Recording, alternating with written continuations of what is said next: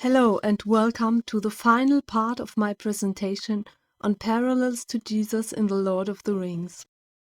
In this section, we will analyze in how far the highlight of Aragorn's life, making Arwen his queen, reflects the most important event in Jesus' life, his marriage with his bride. For both in The Lord of the Rings and in real life, the culmination of history is a royal wedding. What gave Aragorn the courage and strength to fight was the prospect of marrying Arwen. The first and foremost reason Aragorn wanted to be king was that he could win the hand of his beloved and make her his, because Elrond would then consent to the marriage. Arwen's father had stated, "She shall not be the bride of any man less than the king of both Gondor and Arnor." Arwen actually made the standard Aragorn fought under. He unfurled it first when he summoned the dead to fight for him as the rightful king. This was at the Stone of Eric, also called the Black Stone, at midnight. The banner seemed black then, its emblems could not be seen. When he arrived at the field of battle in daylight to save the day, it showed the white tree and 7 stars and crown, which are worked into the fabric with jewels, mithril, and gold. These 2 instances of unfurling the banner can be seen as symbolizing death and resurrection.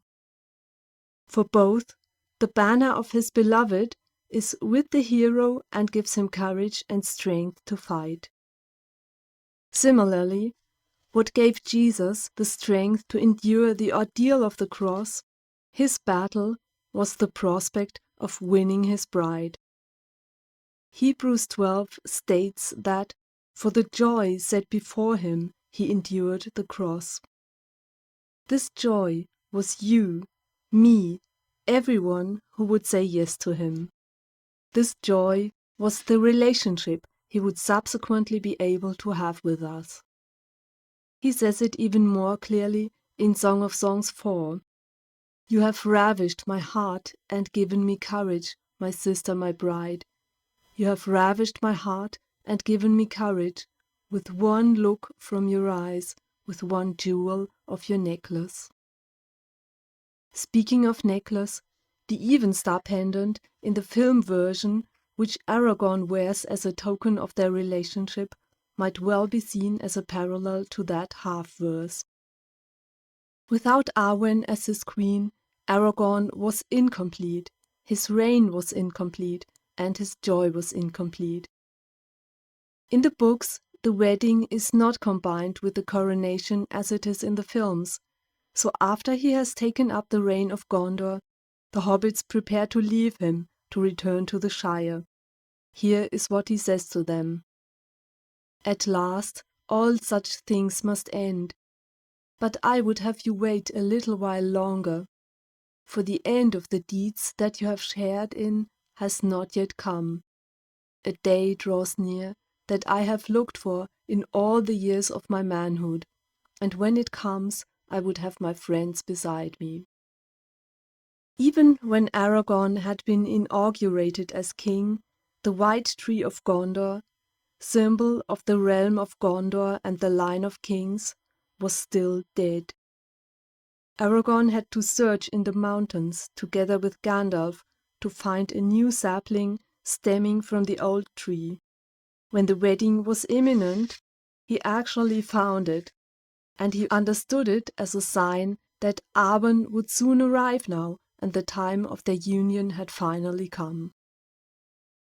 This white tree, brought originally from Valinor, located in the Undying Lands, strongly reminds of the tree of life in the Bible growing in paradise, which is actually a symbol of Jesus' relationship with his bride and their mutual delight in each other.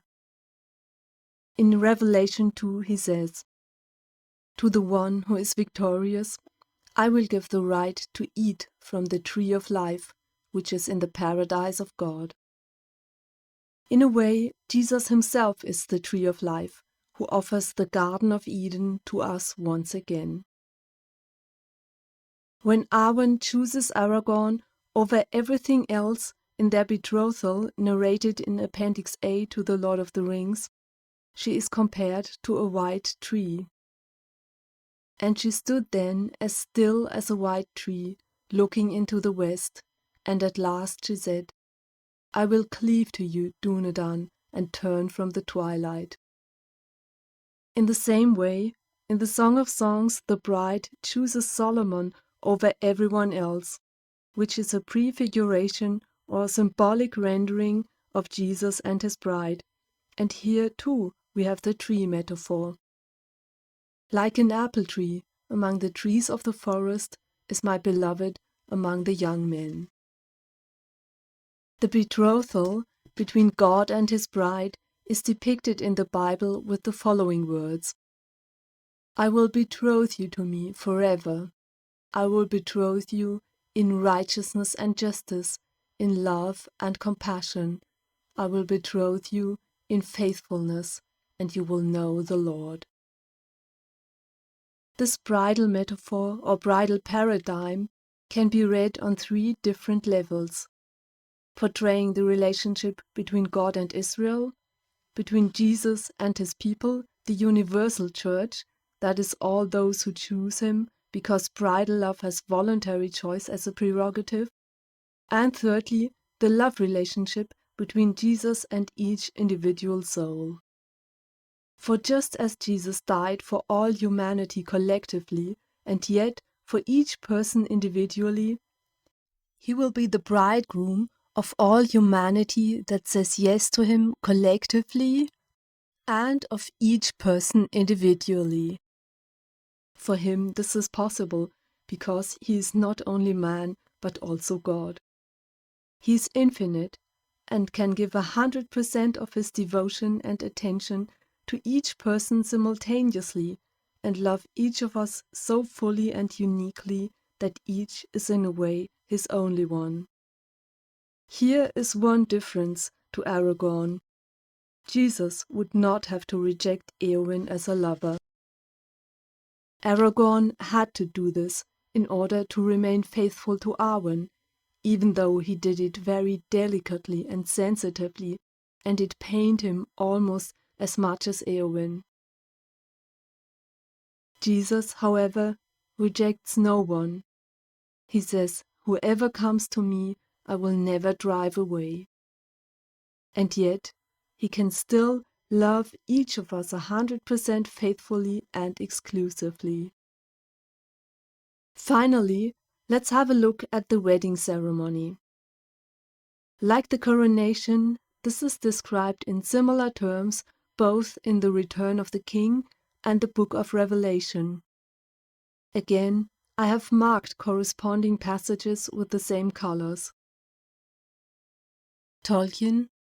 Upon the very eve of midsummer came Master Elrond, and beside him, upon a grey palfrey, rode Arwen his daughter, Evenstar of her people.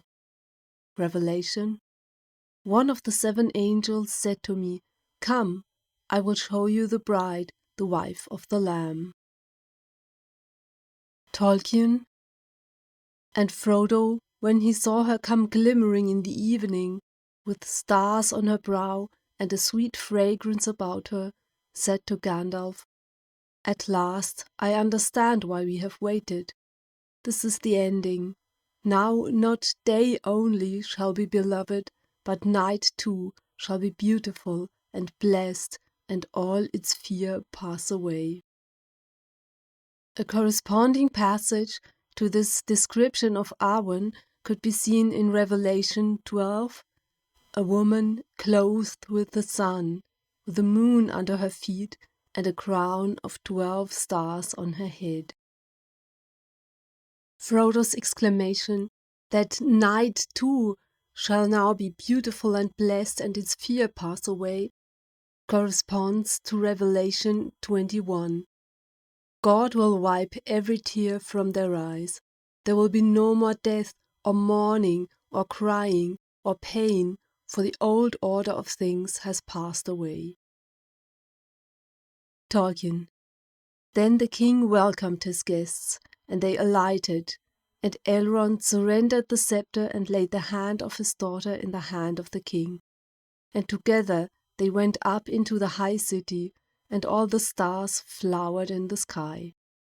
And Aragorn, the king Elessar, wedded Arwen and Domiel in the city of kings upon the day of midsummer, and the tale of their long waiting and labors was come to fulfillment. Revelation. I saw the holy city, the new Jerusalem, which is used as a metonymy of the people living in it, coming down out of heaven from God, arrayed like a bride adorned for her husband. And I heard a loud voice from the throne saying, Look, God's dwelling place is now among the people, and he will dwell with them. They will be his people, and God himself will be with them and be their God. He will wipe every tear from their eyes. There will be no more death, or mourning, or crying, or pain, for the old order of things has passed away. So both in Tolkien's epic trilogy and in the history of our universe, the union between the king and his bride is the culmination of their life stories, spreading their bliss on their surroundings. In our case, we can even say that this is the purpose of the existence of the universe. This is the end of my presentation. I hope you enjoyed it. Feel free to contact me with any questions you might have. Thank you for your attention.